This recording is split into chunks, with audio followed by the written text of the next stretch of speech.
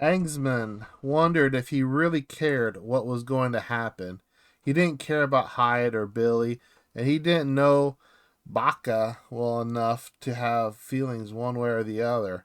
From the beginning, Baca had been taking a chance like everyone else. He thought of his own life, and the odd fact occurred to him that he didn't even particularly care about himself.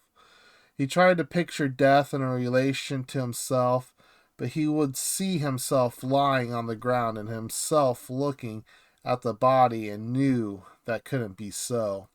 He thought of how hard it was to take yourself out of the picture, to see yourself dead, and ended up with if you're not going to be there to worry about yourself being dead, why worry at all? But you don't stay alive not caring, and his eyes went back to the canyon sides. Pretty good. Pretty good. Hello, too. Here with another short story. This one's You Never See Apaches out of the Complete Western Stories of Elmore Leonard. If you use my affiliate link down below, you can go purchase this book or any other book. I get a small commission. You can also book an extra cost to yourself. It's a win-win. You can also like, share, subscribe, all that stuff. If you like this sort of a thing. Also, there'll be timestamps down below where you can skip around if you don't want to hear my about Elmore Leonard for the third time now. So, about Elmore Leonard. Elmore Leonard, born 1925, died in 2013. Began his career writing westerns in the 1950s, long before he became famous for crime fiction. His early short stories and novels stood out for their gritty realism, sharp dialogue, and morally complex characters, qualities that would later define his entire body of work.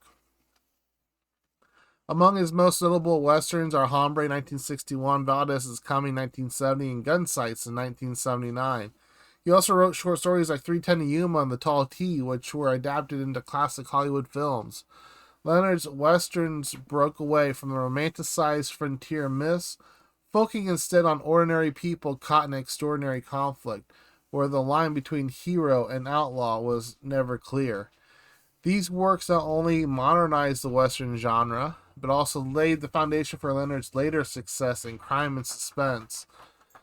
His Western, the dog isn't going to miss an opportunity to lay on the heat mat, so, he had to come in here.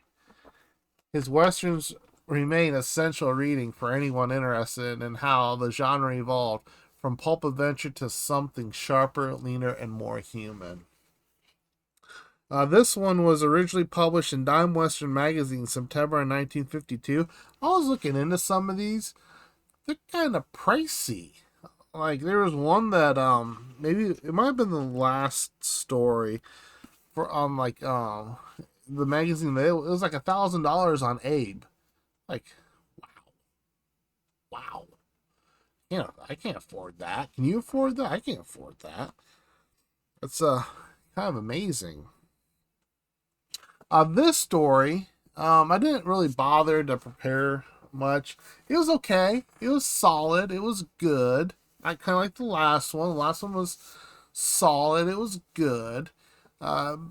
Just nothing to really get too excited about. This one was about a scout who was bored because a bunch of the Indians and the U.S. government had like a peace agreement going, and some gentlemen approached him to go look for some treasure. They have a treasure map, and they needed someone that knew the land to take them. And he, being bored, he was like, "Yeah, I'll do it. Why not?" And so he got a Mexican dude to do the pack mules, and the two other gentlemen went out to look for this treasure. Where, of course, these two knuckleheads didn't realize what they were getting themselves into.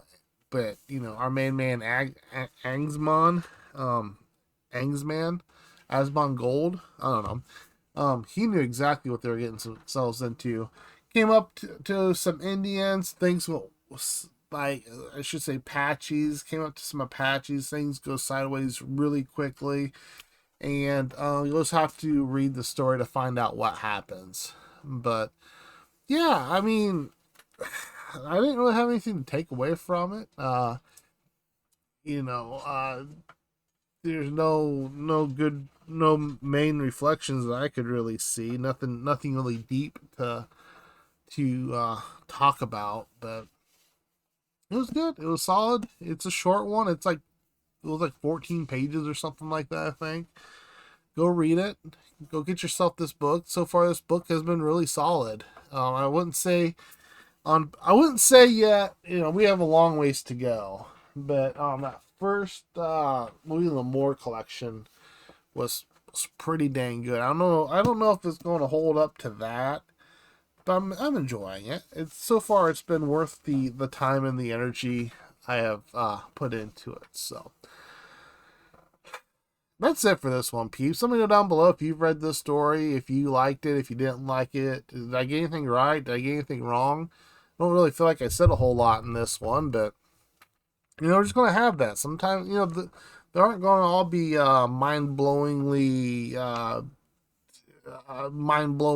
good or with a bunch of things to take away and everything else. But as long as they're good and solid, I consider it a success. So we're gonna end that before I start rambling. Cheers, peeps.